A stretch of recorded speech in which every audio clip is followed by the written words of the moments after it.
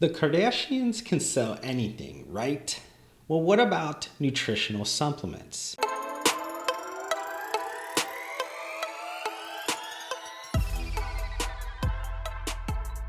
Acknowledge it or not, the Kardashians are disruptive figures in today's pop culture. Googling the Kardashian Effect, you get a number of different definitions of kind of what that means, but maybe the most widely used comes from the Urban Dictionary, oddly enough. And it states that the Kardashian Effect is the ability for a public figure who has absolutely no contribution to society to spin his or her fame into an asset and be able to cash in on it. Now, to be fair, I don't necessarily agree with this definition, especially if we look at this through the lens of today. They might have been famous for being famous in the 2000s, but if you look at the 2010s and now the 2020s, they've become a cultural force to be reckoned with. But the main thing that I want to focus on with the Kardashian Effect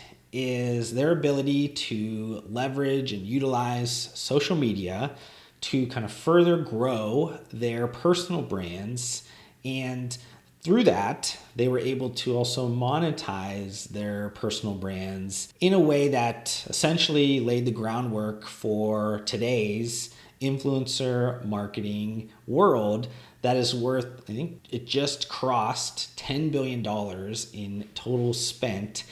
And if you look at just the number one job that youth would like to grow up and become, they say influencer or YouTuber.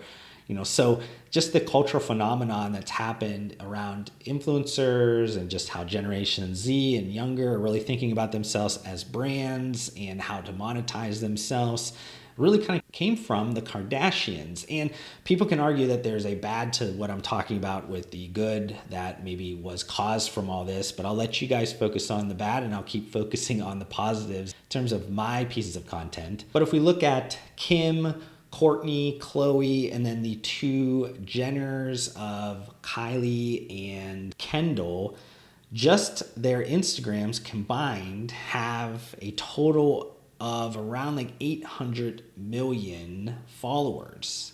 And just to kind of expand on what that means or how quickly that distribution power of their marketing messages or just what they're talking about, their personal brand can create in terms of like commercialization or just like revenue effects. Just a few highlights that I thought were pretty impressive is that several years ago, Kim Kardashian launched these Kim emojis, which produced I think over $1 million in the first minute through the App Store. A little bit after that, Kylie Jenner posting a picture on Instagram with just kind of her lips a little bit fuller, admitted to having fillers done within a matter of a day. The request from cosmetic surgeons of fillers had went up 70%.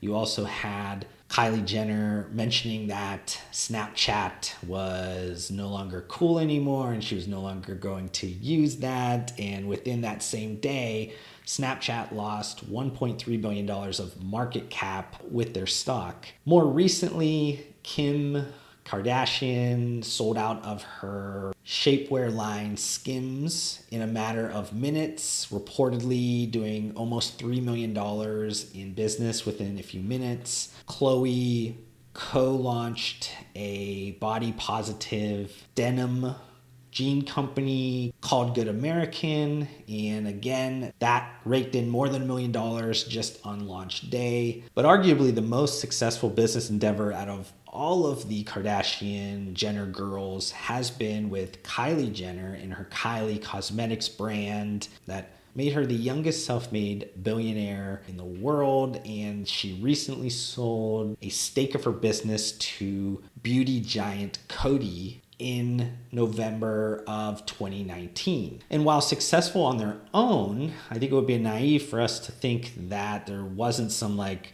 Kardashian effect that rubbed off on some of the ex-husbands of both Kim Kardashian and Kylie Jenner. You had Kanye West that his Yeezy athleisure and sneaker brand now does well over $1 billion in annual revenue and is reportedly worth more than the Jordan brand. Also, Travis Scott, that was married to Kylie Jenner. In 2020, he was able to receive more than $100 million in sponsorships through deals with McDonald's, deals with Epic Games that does Fortnite, and also Nike. And I haven't even scratched the surface of all the businesses that the Kardashians and Jenners are involved with, but I think it just shows the breadth of what they can sell and how quick and how powerful their sales are. But that being said, does the Kardashian effect have any bearing? Does it have any worth within the supplement industry? Now, depending on how long you've been a professional within this supplement industry or just a fan of the supplement industry taking products as a consumer, you might not be aware that the Kardashians had quite the rocky start in the industry, as Kim, Khloe, and Kourtney Kardashian began as spokespeople in 2009 and were ultimately sued in 2012 for $5 million regarding their quick trim dieting supplements. A class action lawsuit stated that the Kardashians made false, deceptive marketing claims. Now, that same year, there was a settlement for that class action lawsuit, I believe in California or New York. The Quick Trim brand had to essentially give a 50% refund to all the customers that had bought the product. And they also had to redesign their packaging to make sure the claims and everything were not deceptive. The Kardashians have also been involved with the Fit Tea line and have promoted the line of detox teas over the years, which, according to the CEO, has done well over $100 million in combined sales since the company's inception in 2013. Now, Kourtney Kardashian has been involved with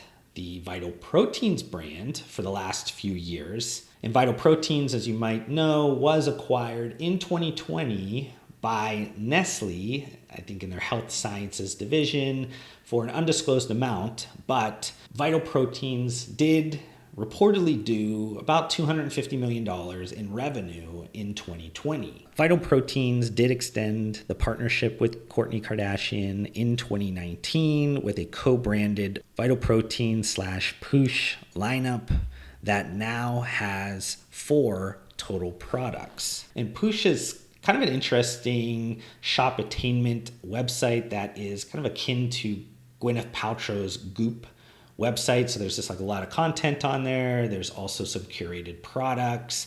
There's also just like a ton of entertainment that people constantly are going into that website. So they have events and a lot of other things that are kind of combined with that. So within that curation, Kourtney Kardashian also does curate several other like supplements. And it's unknown how much the Poosh website does in terms of revenue or how all of their kind of revenue arms are kind of producing, if it's some sponsored content or events or marketing dollars or just sales through those curated products. But just to kind of give you guys some context of Goop with Gwyneth Paltrow, somewhere in 2019, they did raise some capital that valued their company at $250 million. Since then, they've grown immensely. So I'd imagine that's probably closer to $500 million in value right now. So there is potentially a ton of value that Kourtney Kardashian has been able to make within kind of the health, fitness, wellness, nutri-cosmetic area. But the most ambitious kind of supplement attachment to the Kardashian personal brands in recent years has been in October 2020, Khloe Kardashian announced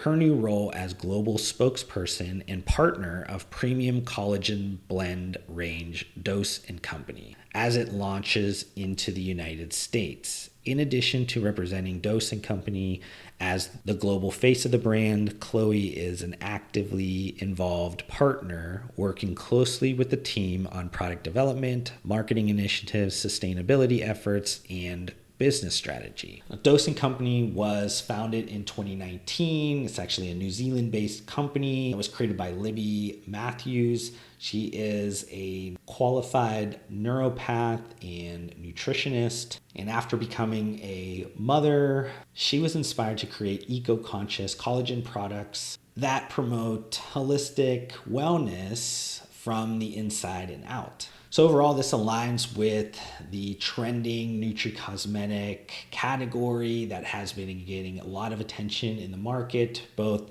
from just like consumer demand online, but also through a lot of extra merchandising. And Dosing Company was launched immediately at the end of 2020 through a number of different large retail channels. You had Target, you had Vitamin Shop, you had GNC, you had Amazon/Whole Foods, and a number of other retailers. Now, it's unknown exactly how well these products are moving, at least initially, but if you do a spot check on the merchandising ranking on Amazon, you do see that this product is moving pretty well. Now, if you're comparing this to like a market leader like Vital Proteins, definitely not at that level yet, but there is, some price parity, some product parity, even though that Dosing Company only has, a few different products at this point. But admittedly, there's nothing all that special about the Dosing Company products. But if it meets the market expectations for these products to the point where they're going to get some retention from reorders because the product is good, that's kind of all that you're looking for. It's really what's built off of that product that is the most important. And if you do look at some of those things with just the way that the product is put together on the packaging, I think it's really well. I think the eco-friendly plastic-free packaging is a good addition. I think their web experience is great. I think their social media is good. They also have Khloe Kardashian that seems to be highly engaged. She is constantly kind of using her IG stories to bring and repost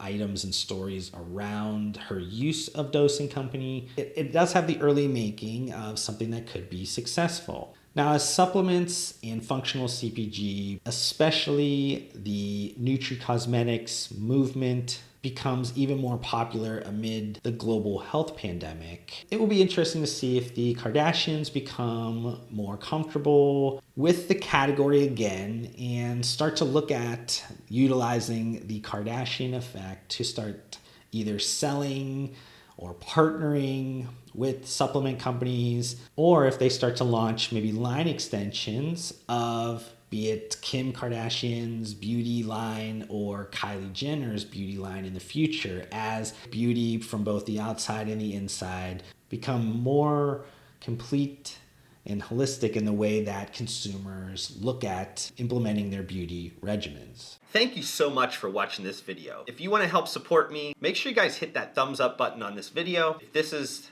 the first time you've been introduced to my videos, would love for you guys to be a part of my community by subscribing to my channel. I upload several videos just like this weekly. And if you guys want to connect further outside of this platform, I do include all of my social media links down below. I just want to thank you guys again for your time. Hopefully I gave you some value in return, and we'll see you guys on the next video.